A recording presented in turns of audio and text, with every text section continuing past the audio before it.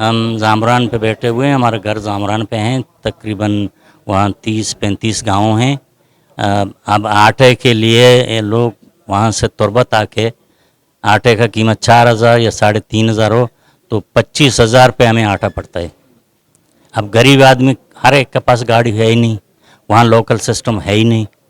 اب جالگی اگر کھل جائے تو ہمارے لیے بہتر ہو جائے، کیونکہ اس دفعہ اس سائڈ پہ بھی گیٹ لگا ہوا ہے اور ایران کی طرف بھی گیٹ لگے ہوئے ہیں، کاروباری جگہ ہے۔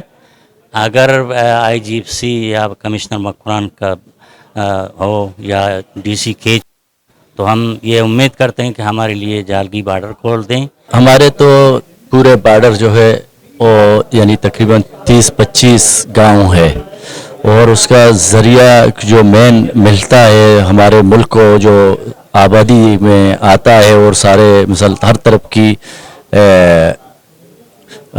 اپنا ضرورت پورا کرتے ہیں، تو وہ جالگی بارڈر سے، کیونکہ جالگی بارڈر تو ابھی نہیں ہے۔ جالگی بارڈر میں تو ٹریلا بھی جا سکتا ہے، بڑا گاڑی، چھوٹا، پنجگور سے لے کر اپنے جالگی تک اور جالگی سے لے کر تربت تک۔ تو ہم لوگوں کا ضرورت یہ ہے کہ ہمارا جو سارے جو دار مدار ہے ادھر بارڈر کا، راشن کے ہو یا کہ کوئی اور چیز کے ہو، تو وہ بارڈر ہمارا اپنا